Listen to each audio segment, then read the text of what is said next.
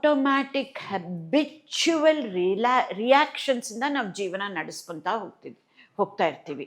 This ಆಟೋಮ್ಯಾಟಿಕ್ಕಾಗಿ ಮಾಡೋದನ್ನೇ auto pilot mode ಅಂತ ಹೇಳಿಬಿಡ್ಬೋದು. Most of the times we are in that auto pilot mode. ಹಾಗಾದಾಗ every time can we make deliberate, conscious, wilful decisions which will help and it will serve us in our future goals. ಏನು ಹೇಳ್ತಾ ಇದ್ದೀನಿ ಇಲ್ಲಿ ಅಂತಂದರೆ, ನಮಗೇನೋ ಒಂದು ಗುರಿ ಇರುತ್ತೆ ಜೀವನದಲ್ಲಿ, ಬಟ್ ಆ ಗುರಿ ಇರುತ್ತೆ, ಬಟ್ ನಾವು ಆಟೋ ಪೈಲಟ್ ಮೋಡಲ್ಲೇ ನಾವು ಮಾಡ್ಕೊತ ಹೋದಾಗ ಆ ಗುರಿನ ಮುಟ್ಟಕ್ಕಾಗಲ್ಲ, ತಲುಪಕ್ಕಾಗಲ್ಲ. So we need to make conscious, deliberate, willful decisions. ಏನಾಗತ್ತೆ ಅನ್ನೋದನ್ನು ಅರ್ಥ ಮಾಡಿಕೊಂಡು, that is when we will be able to reach our goals and change the path that we are on, so that we can actually create our own destiny.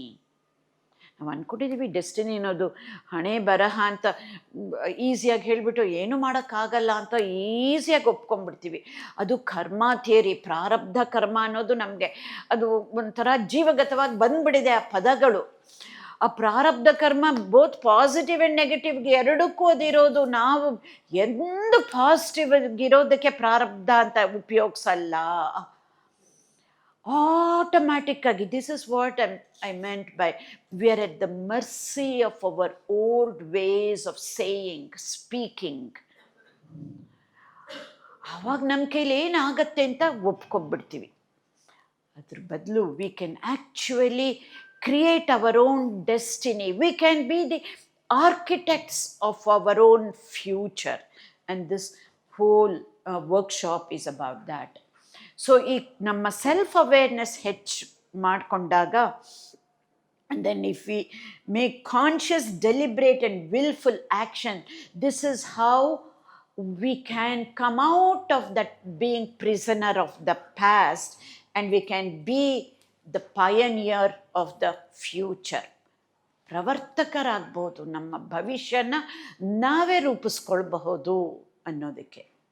This ನಾವು ತುಂಬ ಸಲ ಅನ್ಕೋತೀವಿ, anxiety ಅನ್ನೋದು future ಬಗ್ಗೆ ನಮಗೆ ಗೊತ್ತಿದೆ, ಎಲ್ಲೋ ಕೇಳಿದ್ದೀವಿ, ಓದಿದ್ವಿ. Depression ಅನ್ನೋದು because of the past, ನಮಗೇನೋ ಹಳೇದ್ರಲ್ಲೇ ಯೋಚನೆ ಬರ್ತಿರುತ್ತೆ, ಅದಕ್ಕೆ ಖಿನ್ನತೆ ಆಗತ್ತೆ.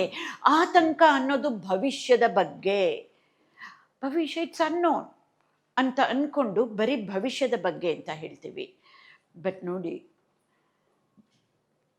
Hour anxiety is not just about the future. It is about from wanting to control our future. ಇದರಿಂದ ಆಂಗ್ಸೈಟಿ ಆಗೋದು. ನಮ್ಗೆ ಹೆಂಗೆ ಬೇಕೋ ಭವಿಷ್ಯ ಹಂಗಿರಬೇಕು ಅನ್ನೋದನ್ನು ಈಗ ಕಂಟ್ರೋಲ್ ಮಾಡೋಕ್ಕೆ ಮಾಡ್ತೀವಿ, ಇದೆಲ್ಲ ಬೇಡ ಅದೆಲ್ಲ ಬೇಡ ಅನ್ನೋದಕ್ಕೆ. This is what causes anxiety ಅಂತ. ಇದು Khalil Gibran as a poet ಹೇಳಿರ್ಬೋದು, but we are gonna look at this from a scientific way and see how we can change that. We understand of course it is about the future, of course it is about the future that is unknown. ಹಾಗಾದರೆ ಏನು ಮಾಡೋದು, ಹೆಂಗೆ ಅದನ್ನು handle ಮಾಡೋದು, ಹೆಂಗೆ tackle ಮಾಡೋದು ಅಂತ ನೋಡಿದಾಗ, again we need to change our perception. ನಾವು ಅದ್ರ ಬಗ್ಗೆ, ಫ್ಯೂಚರ್ ಬಗ್ಗೆ ಏನು ನೋಡ್ತಾ ಇದ್ದೀವೋ ಅದನ್ನು, ಆ ದೃಷ್ಟಿಕೋನನ ಬದಲಾವಣೆ ಮಾಡ್ಕೊಳ್ಳೋದು. Change in our perception. ಆ ಫ್ಯೂಚರ್ನ ಕಂಟ್ರೋಲ್ ಮಾಡೋ ಬದಲು ನಾವು ಫ್ಯೂಚರ್ನ, ಭವಿಷ್ಯನ ನಾವು ಹೆಂಗೆ ಬೇಕೋ ಆ ಥರ ಬದಲಾವಣೆ ಮಾಡ್ಕೊಳ್ಳೋಕ್ಕಾಗತ್ತಾ? This is the change in perception. If you change the way you look at things, the things you look at will change. Control ಮಾಡೋಕ್ಕೆ ನಮಗೆ ಬರೋದು ಒಂದೇ ರೀತಿಯಲ್ಲಿ, ವಿಲ್ ಪವರ್ ಉಪಯೋಗಿಸಿ. ಅದೇ ಚೇಂಜ್ ಮಾಡ್ಕೋಬೇಕು ಅಂತಂದರೆ ನಮಗೊಂದು ಗುರಿ ಇರುತ್ತೆ, ಅದ್ರ ಗುರಿ ತಲುಪೋದಕ್ಕೆ ಒಂಥರ ಹೋಗ್ತಾ ಇರ್ತೀವಿ. ಅದು ವರ್ಕ್ ಆಗಲಿಲ್ವಾ, ಇನ್ನೊಂದು ಏನು ಮಾಡಬೇಕು, will take a detour and come back again. That is what is meant by changing rather than controlling. So control ಅನ್ನೋ ಒಂದು ದೃಷ್ಟಿಕೋನನ ಚೇಂಜ್ ಮಾಡಿಕೊಂಡು ಬದಲಾವಣೆ, ಅಲ್ಲಿಗೆ ಚೇಂಜ್ ಮಾಡ್ಕೊಳ್ಳೋದಕ್ಕೆ, from control to change. So don't control but change, because control is through will power, versus change is through learning. ಏನು learning? Not just any knowledge, it has to be right knowledge. ಬರೀ knowledge ಇದ್ದರೆ ಸಾಕಾಗಲ್ಲ, ಆ ಜ್ಞಾನವನ್ನು ನಾವು ಅಳವಡಿಸ್ಕೋಬೇಕು, implement ಮಾಡಬೇಕಾಗತ್ತೆ ದಿನನಿತ್ಯ ಜೀವನದಲ್ಲಿ. So right knowledge and right action, ಸಮ್ಯಕ್ ಜ್ಞಾನ. ಹಾಗೆ ಅದೇ ಥರ ಕೆಲಸ ಮಾಡೋದು is what is gonna help in changing the future. So ಹಂಗೆ ಆದಾಗ whatever we cannot control, then first we need to accept before changing. So ಮುಂಚೆ ನಾವು ಅನ್ಕೋತಾ ಇದ್ದಿದ್ದು ಕಂಟ್ರೋಲಿಂಗ್, ಕಂಟ್ರೋಲ್ ಬದಲು ಫಸ್ಟ್ ಆಕ್ಸೆಪ್ಟ್ ಮಾಡ್ಕೊಂಡು ಆದಮೇಲೆ ದೆನ್ ವಿ ಕ್ಯಾನ್ ಚೇಂಜ್. ಇಲ್ಲಿ ಈ ಫಸ್ಟ್ ಪಾರ್ಟಲ್ಲಿ ಇಂಟ್ರೊಡಕ್ಷನಲ್ಲಿ I am just gonna tell you at a meta level, at the concept level. But ಇದು ಒಂದೊಂದನ್ನು ಆಳಕ್ಕೆ ಹೋಗಿ ಸೈಂಟಿಫಿಕ್ ಆಗಿ ಯಾವುದು ಟೂಲ್ಸ್ ಹೆಂಗೆ ಉಪಯೋಗಿಸ್ಬೇಕು, and of course how this is gonna connect to anxiety ultimately, ಒಂದು ಪದರವಾಗಿ it will open up as we go along. ಯಾತಕ್ಕೆ ಚೇಂಜ್ ಮಾಡ್ಕೋಬೇಕು ಅನ್ನೋದು ನಮಗೆ ಗೊತ್ತಿದೆ, why we need to change. ಇಲ್ಲಿ ಸುಧಾ ಹೇಳ್ದಂಗೆ you can keep relating to anxiety, but this introduction is not just to overcome and blossom through anxiety. It is for anything that you are facing in life.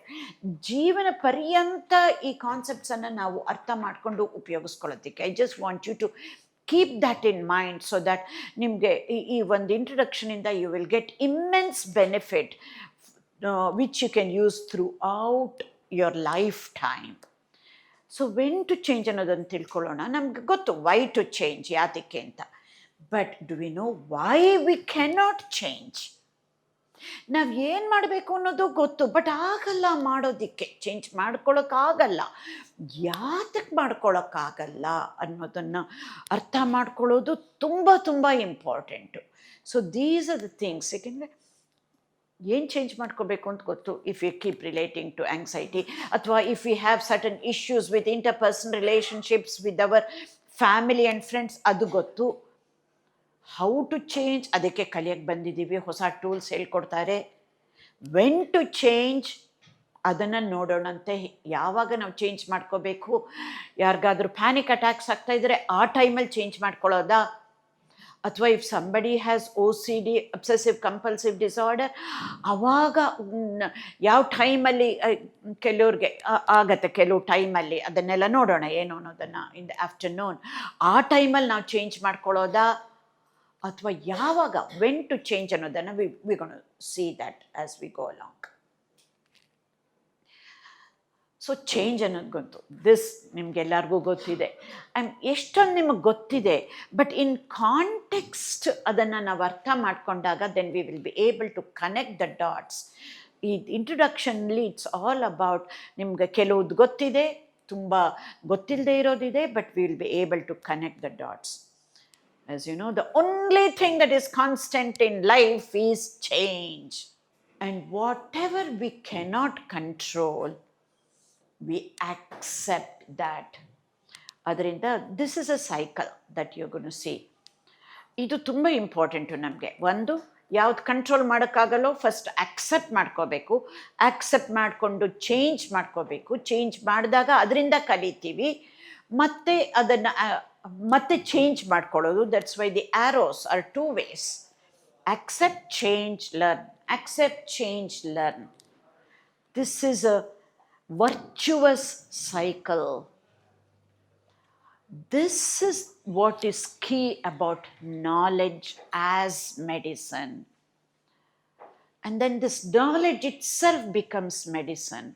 We're going to see how knowledge as medicine and how knowledge is medicine. ಎಂಥ knowledge ಅನ್ನೋದನ್ನು ತಿಳ್ಕೊಳ್ಳೋಣಂತೆ as we go along. So we're going to see how and what to accept and what to change. How to accept, how to change, and what to accept and what to change. ನೋಡೋಣಂತೆ. How to accept? Very quickly, art of mindfulness. New terminology with the recent advances in neuroscience research, it has come up. ನಾವು usually ಮೈಂಡ್ಫುಲ್ನೆಸ್ಸನ್ನು meditation ಅಂತ ಅಂದ್ಕೋತೀವಿ. Yes it is, but it is much more than that. So ಇವತ್ತು ನಿಮಗೆ ಆಂಗ್ಸೈಟಿಗೆ ಮೀರೋದಕ್ಕೆ ಎಷ್ಟು ಬೇಕೋ ಅಷ್ಟನ್ನು ಹೇಳುತ್ತೆ. But this mindfulness and then art and science of mindful living, ಅದಕ್ಕೇ I think we have spend about 3 to 5 days conducting a workshop on this. Couple of hours every day, which means one whole day ಬೇಕಾಗತ್ತೆ the mindfulness ಅನ್ನೋದು ಬೇರೆ ಬೇರೆ ದೃಷ್ಟಿಕೋನದಿಂದ ನೋಡೋದಕ್ಕೆ. But ಇವತ್ತು ನಿಮಗೆ ಆಂಗ್ಸೈಟಿಗೆ ಎಷ್ಟು ಬೇಕೋ ಅಷ್ಟನ್ನು ತಿಳಿಸ್ಕೊಡೋಣ ಅಂತೆ. We'll go into this deeper later on, but as I said, I'm just going to touch upon it at a meta level right now. So how to change? How to accept ಅನ್ನೋದು ಗೊತ್ತಾಯಿತು. Art of mind, that is through mindfulness we need to accept, mindful acceptance, and how to change. ಇದನ್ನಲ್ಲಿ cognitive behaviour therapy ಅಂತ ಹೇಳ್ತಾರೆ. We can say it is cognitive behaviour training ಅಂತ ನಾವು ಅಂದ್ಕೊಳ್ಬಹುದು ಇವಾಗ, because we are going to use it on our selves. ಅದು therapy ಅಂತಂದರೆ we need to go to a therapist. ಆಂಗ್ಸೈಟಿಗಾಗಲಿ ಡಿಪ್ರೆಷನ್ಗಾಗಲಿ ಹೋದಾಗ this is one of the techniques all therapist will use. ಅಲ್ಲಿ ಎಷ್ಟು ಹೇಳ್ತಾರೋ ಅದನ್ನು ಮಾತ್ರ ಮಾಡೋದು.